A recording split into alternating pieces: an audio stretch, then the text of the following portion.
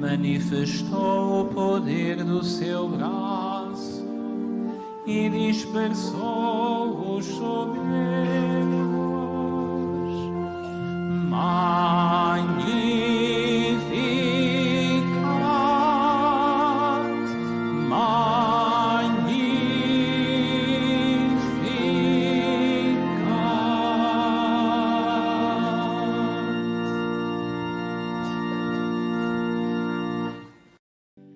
O Senhor esteja convosco. Evangelho de Nosso Senhor Jesus Cristo, segundo São Marcos.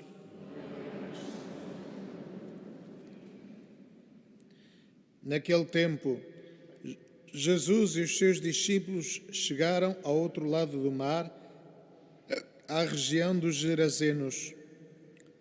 Logo que ele desembarcou, saiu ao seu encontro dos túmulos onde morava um homem possesso de um espírito impuro.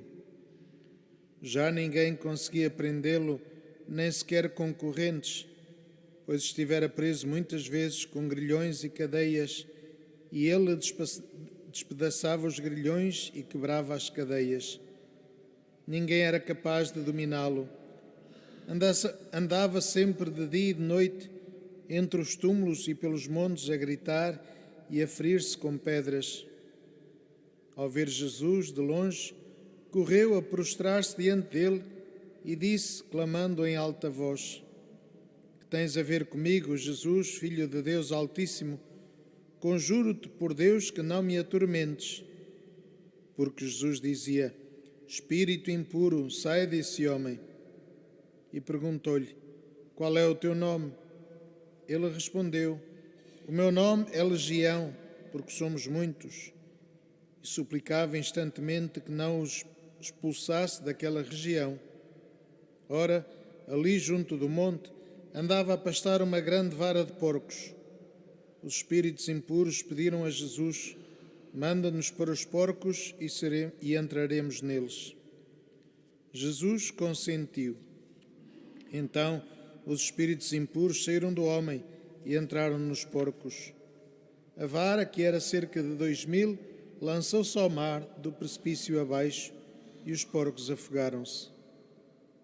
Os guardadores fugiram e levaram a notícia à cidade e aos campos, e de lá vieram ver o que tinha acontecido. Ao chegarem junto de Jesus, viram sentado e em perfeito juízo o possesso que tinha tido a legião, e ficaram cheios de medo. Os que tinham visto narraram o que havia acontecido ao possesso e o que se passara com os porcos. Então pediram a Jesus que se retirasse do seu território. Quando ele ia subir para o barco, o homem que tinha sido possesso pediu-lhe que o deixasse ir com ele. Jesus não lhe permitiu, mas disse-lhe: "Vai para casa, para junto dos teus, e conta-lhes tudo o que o Senhor te fez e como teve compaixão de ti." Então ele foi-se embora e começou a pregoar na Decápole o que Jesus tinha feito por ele. E todos ficavam admirados. Palavra da salvação.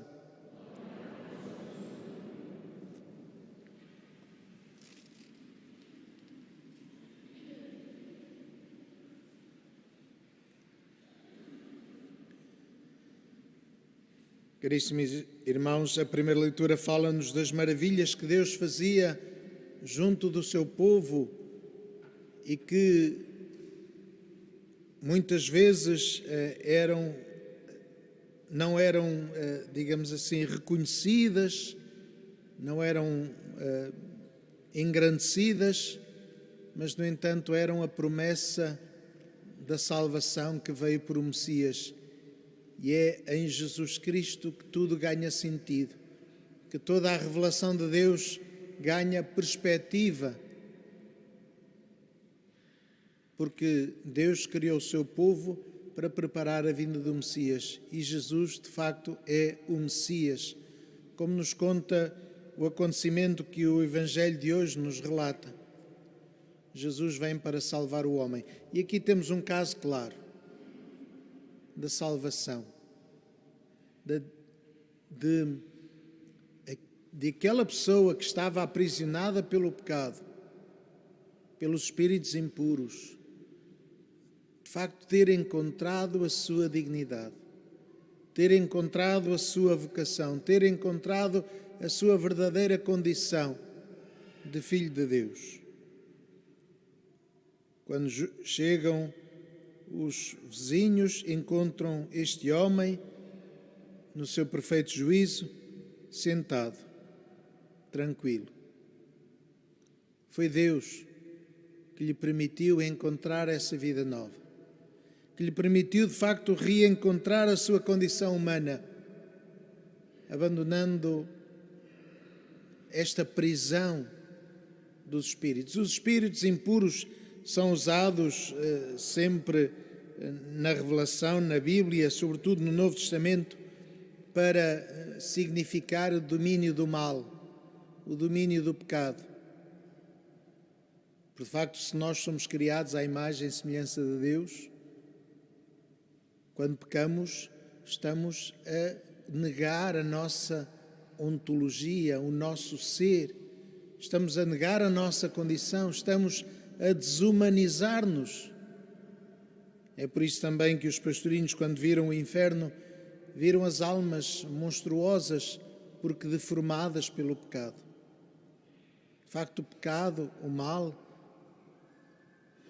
remove-nos da nossa condição humana, remove-nos daquilo que nós somos chamados a ser, que é, de facto, pessoas para o amor e para amar. Esta violência, este desrespeito pela humanidade, este desrespeito pelos outros, tudo aquilo que o Evangelho nos conta deste endemoninhado. Ninguém o parava, ninguém o controlava, que tinha de viver à margem porque não conseguia, de facto, viver em comunidade. É aquilo que o mal e o pecado faz no ser humano.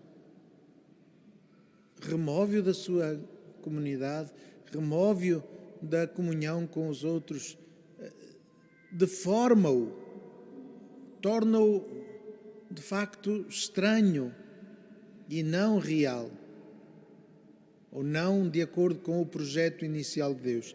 E portanto, nós que escutamos esta palavra, que escutamos este apelo que o Senhor nos faz, aprendemos assim a combater o mal. Em primeiro lugar, no nosso coração, procurando aproximar-nos da palavra de Deus, aproximar-nos de Jesus Cristo, escutar aquilo que Ele nos diz, escutar para que possamos depois fazer como Ele faz.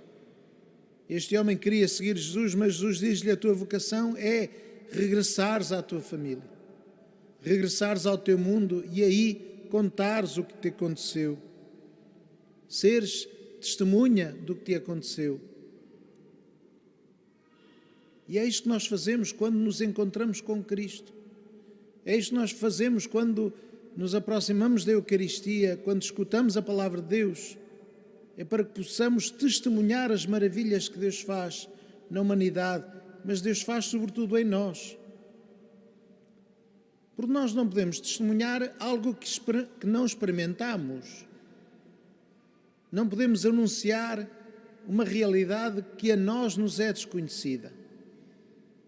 Portanto, só podemos falar do amor de Deus quando somos perdoados, quando somos reconciliados, quando nos aproximamos e nos sentimos de facto abraçados pelo Pai, abraçados por Jesus Cristo, que nos diz: vai em paz, os teus pecados estão perdoados. Nos diz: vai ao encontro dos irmãos para lhes contares aquilo que eu fiz por ti. E é interessante repararmos que Jesus faz isto não um judeu. Era alguém que já vivia na Decápole, que eram aquelas cidades vizinhas da Judeia, mas que ainda tinham alguma influência, mas que não eram judeus, digamos assim, de culto. De facto, a salvação de Deus vem para todos, sem exceção, qualquer que seja a sua condição. Mas o que Deus quer é que nós possamos viver na verdade. na verdade que é o bem, que é a beleza de Deus, na verdade que é a nossa condição humana, criados para amar e para construir comunidade de amor que possa desenvolver-se, progredir e louvar o Senhor, de facto, dar-lhe graças constantemente pelos dons que nos faz.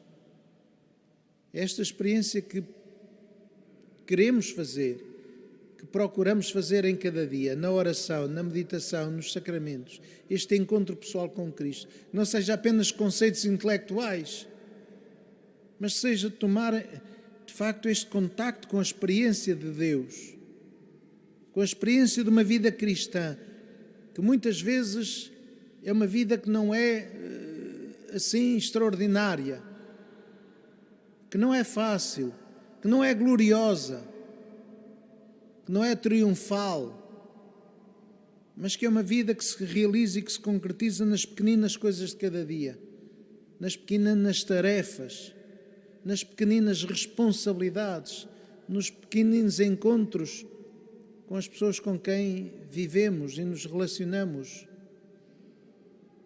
E ao celebrarmos a missa aqui neste lugar, não podemos esquecer-nos do exemplo de São Francisco e de Santa Jacinta.